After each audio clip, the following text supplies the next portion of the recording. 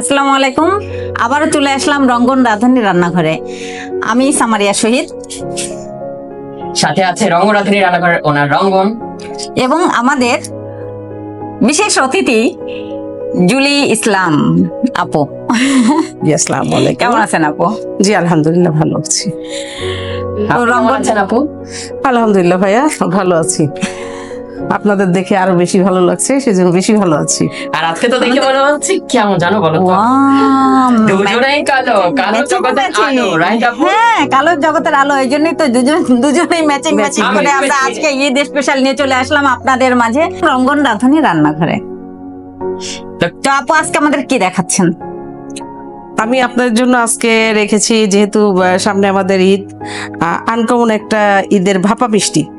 ভাপা মিষ্টি ঈদ আইটেম, একটু মিষ্টি মিষ্টি আমেজ না হলে তো হয় না। মাংসের সাথে হ্যাঁ। শুধু ঝাল খেলে হবে না, আমাদের তো মিষ্টিটা দিয়ে শুরু করতে তাহলে হয়। মিষ্টি দেওয়ার আগে আমরা একটু ঈদ মোবারক বলিনি। কেমন আছো আপু? ঈদ মোবারক। ঈদ ঈদ মোবারক। জি, আলহামদুলিল্লাহ ভালো ঈদ আছি। মোবারক আমার আপু।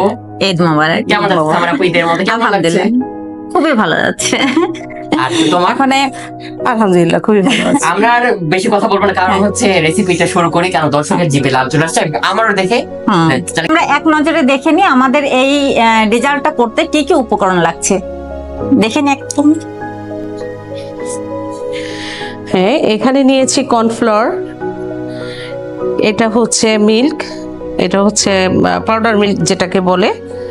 এটা আছে 3টা ডিমের কুসুম, জাস্ট কুসুমের অংশটা নিয়েছি। এটাই নিয়েছি চিনি, দেন এটা আছে আমাদের লিকুইড দুধ জাল করা। দেখে নিয়েছেন তো দর্শক? তো চলেন আমরা মূল রেসিপিতে চলে যাই। হ্যাঁ, আমরা আজকে ভাপা মিষ্টির জন্য এখানে নিয়েছিলাম যে 3টা ডিমের কুসুম আছে। আচ্ছা,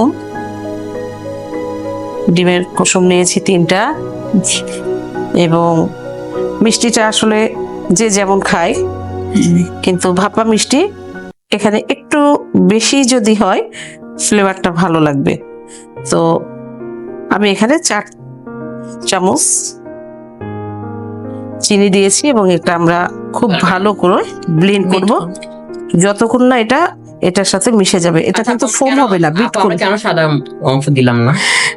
এই মিষ্টিটায় সাদা অংশটা যাবে না, আসলে কুসুমের একটা আলাদা যে গুণাবলী, যে কাজ, সেটার জন্য এটা ভাপা একটা মিষ্টি খুব শর্ট টাইমে এবং অল্প মানে উপকরণ দিয়ে। যেহেতু ঈদে আমাদের গরুর মাংসের একটা বিশাল ঝামেলা যাবে, আমরা শর্টের মধ্যে যে যতটা পারি কাজটা কমপ্লিট করব। গরু মাংস খাওয়ার পর একটু ডেজার্টটাও হ্যাঁ। চাইবে। এবং শর্টের মধ্যে, যেহেতু আমরা মহিলারাও তো কাজ করতে করতে ক্লান্ত থাকবো, সেজন্য খুব শর্টের একটা আইটেম। বিটার ইউজ করতে হবে না হাতেই করব? না, এটা আমরা হাতেই করব। আসলে বিটারে তো এটা ফোমের একটা ব্যাপার, এখানে ফোম হবে না। হ্যাঁ, এটা যেমন একটা পুডিং হয়, পুডিং এর মতোই, যার জন্য এটা আমরা হাতেই করব। আচ্ছা, সামারিয়াপুর ঈদে কি কি ডেজার্ট বানানো হয় বাসায়? আমার অ্যাকচুয়ালি একটু আমি এক্সেপশনাল করার চেষ্টা করি সবসময়ের জন্য। তারপরে নিজের একটা সিগনেচার ডিশ তো থাকে। হ্যাঁ, না, সিগনেচার ডিশ আমাদের আসলে মুসলিম পরিবারে দেখা যায় কি যে ওই সাময়িক ডেজার্টের মধ্যে পরিবারে সময়টাই বেশি, তো ওই সময় দেখা যায় কি আমাদের নবাবী সিমাইটা বা আরেকটা সিমাই আছে, হ্যাঁ, জাফরানি সিমাই। জাফরানি সময়। হ্যাঁ, আমি সাধারণত ওটা খুব মানে অল্প সময়ে ঝটপট করা যায়, তা আমি জাফরানি সময়টাই আমি বেশিরভাগ সময় দেখা যায় কি লোকজন আসলেও করি, ঈদে ওইটা করি। ওটা খুব বেশি সময় লাগে না। এখানে চাইলে আমরা হুইসও ইউজ করতে পারি আপু। না, হয়েছে এটা যাবে না।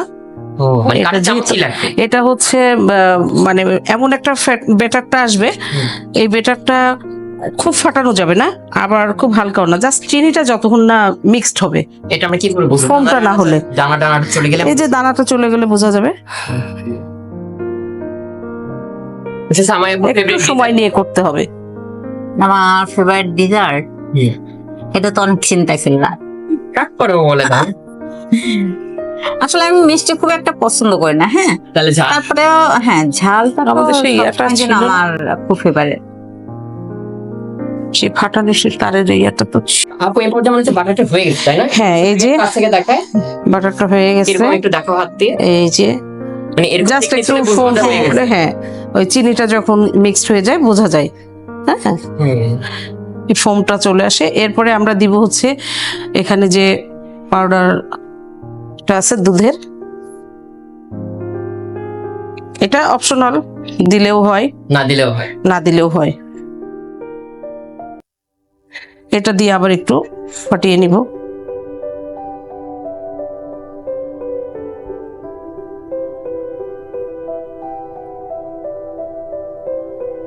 দুধের এটা কোনো পরিমাপ আছে পাউডার দুধের? না, পরিমাপ না, এটা অপশনাল, কেউ দিতেও পারে, না দিলে মজা লাগে, বেশি সফট হবে। আমাদের জিনিসটা তো সফটের প্রয়োজন। এটার নামই হচ্ছে ভাপা তুলতুলা মিষ্টি। তুলতুলা মিষ্টি। এবারে কর্নফ্লাওয়ার দিব কতখানি?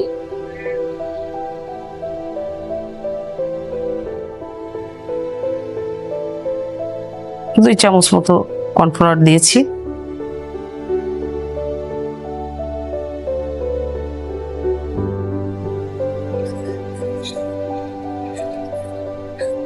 এক্ষেত্রে আমরা দুধটা এখনই অ্যাড করে ফেলবো। কর্নফ্লাওয়ারটা দিলাম, কর্নফ্লাওয়ার দিয়ে আরেকটু মিক্স করে তারপরে দুধ দিয়ে দিলাম। হ্যাঁ,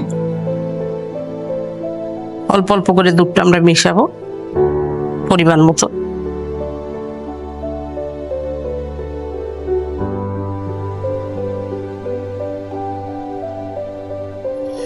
আমাদের ব্যাটারটা তৈরি হয়ে গেছে। জাস্ট এই যে মিশ্রণটা এমন হবে। আমরা এটা এই বয়েলে একটু, এবার আমরা এটা বয়েলের জন্য এতে একটু তেল ব্রাশ করে নিব। এই যে চারিপাশে একটু তেল ব্রাশ করে নিব।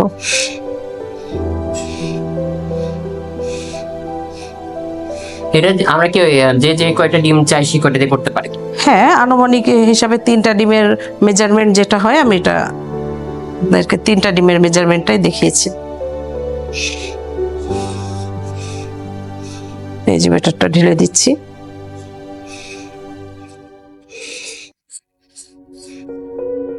খুব ইজি হাতের কাছে।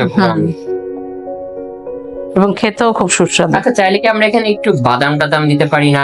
না, এটা বাদাম কিশমিশ কোন ধরনের, এটা একটা ডেজার্টটা মিষ্টি, মিষ্টির উপরে এগুলো যাবে না। এগুলা যাবে না। এবং এটা খুব নরম ভাপা এবং তুলতুলে একটা ব্যাপার থাকে, এখানে হার্ড কোনো কিছু যাবে না।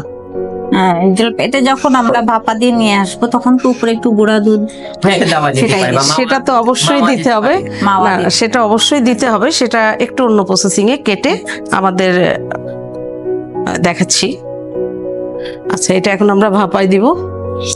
আমরা এখন এটাই ভাপানোর জন্য একটু পানি নিয়েছি এবং একটা স্ট্যান্ড বসিয়েছি। জাস্ট আমরা পুডিং যেভাবে বাসায় করি, মিষ্টিটা আমরা সেটাই করব, ভাপাতে দিব। এটা করতে যতক্ষণ সময় লাগে? হ্যাঁ, এবং এটা আমরা বন্ধ করে দিব। আপনি বলছেন আমরা এই ফুটো বন্ধ করার জন্য কটন বাড়ি ইউজ, এই যে আমরা এটা বন্ধ করে দিলাম। এখন এটা ভাপ হবে, দেন আমাদের রেডি হয়ে যাবে। দর্শক, আমরা কিছুক্ষণ মধ্যেই ফিরে আসবো টেস্টিং পর্বে। তার আগে আপনারা রেসিপিটি আরেকবার দেখে নেন, এর প্রস্তুত প্রণালী এবং কি কি উপকরণ দিয়ে আমরা এই ডেজার্টটা তৈরি করছি। আপনারা এক নজরে দেখে নেন এবং লুকসটাও দেখে নিন এবং পরবর্তী ফেরত আসবে টেস্টিং পর্বে। ইয়েস।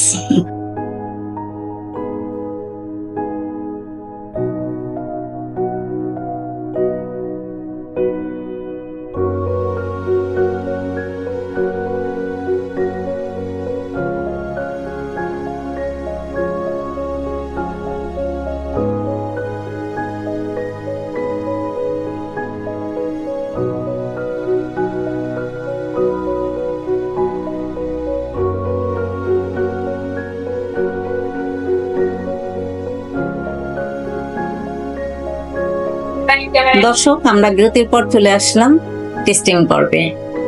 তো রঙ্গন, আমরা চলে যাই আপুর কাছে। আপু আমাদের যে জিনিসটা তৈরি করে দিলেন, স্পেশাল ডেজার্ট, আমরা বলতে পারি হচ্ছে ভাপা মিষ্টি।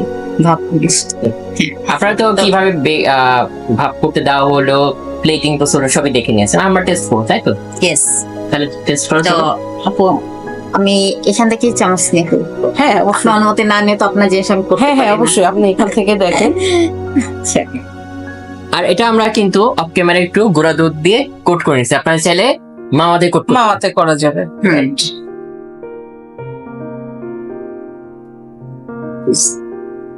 বিসমিল্লাহ, কেমন হয়েছে দেখি। ওয়াও, মনে হচ্ছে যে আমি মিল্ক খাচ্ছি। একদম। আর এটা যদি একটু ঠান্ডা করে খাওয়া যায় আর কোনো কথাই না। তো দর্শক, আসলে মানে রেজাল্টটা যে কত মজা লাগছে আপনাকে, আসলে আমাদের খুলনা ভাষায় কি বলে, যে কি বলে জুলিয়াপু আমাদের খুলনা ভাষায়? দারুণ। দারুণ বলে? আরে খাইছি, এত মজা লাগছে বুঝাইতেই পারি না। তাই তো না, এটা হবে হচ্ছে এটা খাতি অনেক মজা লাগিছে, কারণ আমাদের খুলনা একটা গান আছে, নাতি খাতি বেলা গেল শুই পারলাম না। তো সেখানে আচ্ছা, যে চমৎকার একটা কথা জুলিয়াপু বলছে আসলে দর্শক, যে আমাদের খুলনার যে ভাষা আছে, যে কোনো কিছু আমাদের খুব ভালো লাগলে আমরা বলি আরে খাতি না, খুব মজা লাগিছে। ঠিক আছে জুলিয়াপু? ঠিক আছে।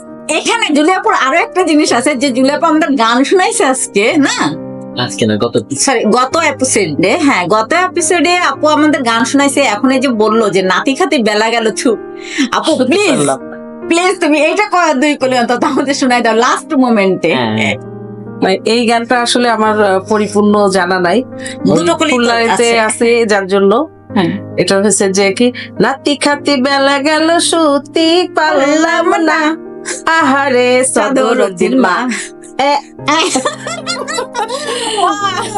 আচ্ছা আপু, অসংখ্য ধন্যবাদ আপু, তোমাকে। তুমি একটু খুলনা ভাষায় মানে আমাকে তুমি দাওয়াত করছো, বা আমি কেমন আছি এটা যদি একটু খুলনা ভাষায় বলতাম। এটা হচ্ছে ফার্স্ট জিজ্ঞেস করবো, রঙ্গন ভালো আছিস? ওয়াও, একটা সুন্দর একটা। এই খাতি দেবো, কিছু খাবি নাকি? এই যে হ্যাঁ, খাতি খাবো। দেবো। হ্যাঁ, এটা হচ্ছে আমাদের খুলনার ভাষা। এই নাতি যা, আমি খাবার রেডি করতেছি, তুই আয়। এই হয়েছে আমাদের খুলনার ভাষা। তো আসলে ভাষা নিয়ে আমরা হাসাহাসি করছি, উচিত না। না, আমাদের ভাষা সবার একটা আলাদা। হ্যাঁ। আমাদের ঐতিহ্য। এটা আমাদের খুলনার ঐতিহ্য। যারা ঢাকায় থাকে, ঢাকারও একটা খুব মজার মজার ভাষা আছে, কথা আছে। রাশিয়ার একটা আলাদা আলাদা ভাষা আছে, টোন আছে। যার ভাষা তার কাছে অবশ্যই সম্মানের হোক, এটা কিছু না। আসলে আমরা তো এখন সমাজে সোশ্যাল মিডিয়াতে থাকতে গেলে বিভিন্ন রূপ ধারণ করে আমাদেরকে চলতে হয়। তো সেই সুবাদে বলবো যে ভাষাটা কিছু না, মানুষটাই মেইন। একদম। হ্যাঁ, তো আমরা যেন সবাই যেমন আছি, আমরা যে এক একজনের সংস্পর্শে আছি, আমরা একে অপরকে সবসময় ভালো করার উদ্দেশ্যে, আমরা যে উপকার করার উদ্দেশ্যে আমরা সবসময় নিজেদের মেন্টালিটিকে তৈরি করতে পারি, এর থেকে আর বড় কিছু নাই।